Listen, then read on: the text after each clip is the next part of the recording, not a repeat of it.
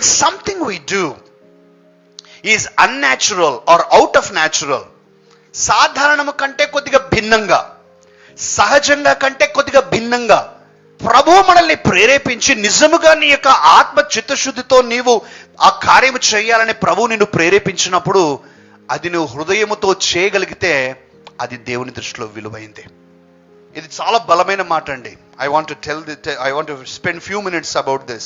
When you do something which seems unnatural, special, a bit extra, is always valuable to God, even though it might seem not so acceptable to people or them thinking that you are doing a bit extra actually.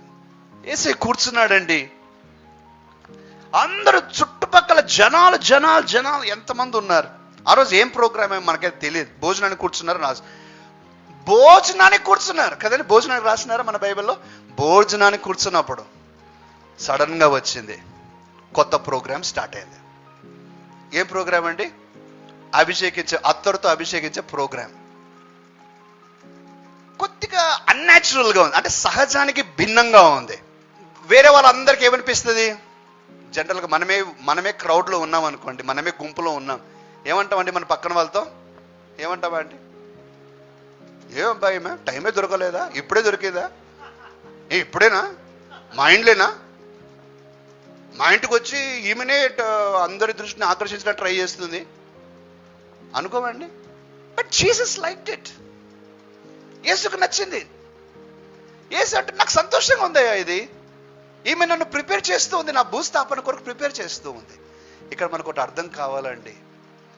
మన జీవితంలో దేవుడు ప్రేరేపించినప్పుడు ఏదైనా ఒక వింత కార్యం చేయాలని కానీ, సహజానికి భిన్నంగా ఏదైనా చేయాలని కానీ ప్రభు ప్రేరేపిస్తే మనం చెయ్యాలి. కానీ ఇక్కడ మనం కొద్దిగా తక్కువైపోతున్నాం. 2-3 ఉదాహరణలు చెప్తానండి. ఆరాధిస్తున్నాం, మన ఆరాధన నడిపించేవారు ఆరాధిస్తూ ఉన్నాం. బహుశా అందరు కూర్చున్నారు అనుకుందాం, ఇలాగ కూర్చున్నారు. మనసులో దేవుడు ప్రేరేపిస్తున్నాడు, చాలా అద్భుతమైన దేవుని సన్నిధి అనుభవిస్తున్నావు నువ్వు. దేవుడు ప్రేరేపిస్తున్నాడు, లేచి నిలబడి ఆరాధించు, చేతులెత్తి ఆరాధించు, మోకాల్లోనే ఆరాధించు, సాగిలపడి ఆరాధించు, కన్నీరు కార్చి ఆరాధించు. ప్రేరేపణ లోపల నుంచి తన్నుకొని వస్తుంది, లోపల నుంచే. అదే ఆ ప్రేరేపణ అయిన తర్వాత వెంటనే ఇంకో స్వరం స్టార్ట్. ఇంకో స్వరం. అందరూ కూర్చున్నారు, నేను ఒక్కడిని లేస్తే ఎట్లా? ఉన్నట్లుండి మోకరిస్తే ఎట్లా? ఉన్నట్లుండి ఏడిస్తే ఏమనుకుంటారు? చేతులెత్తితే ఎట్లా? సాగిలపడ్డమా?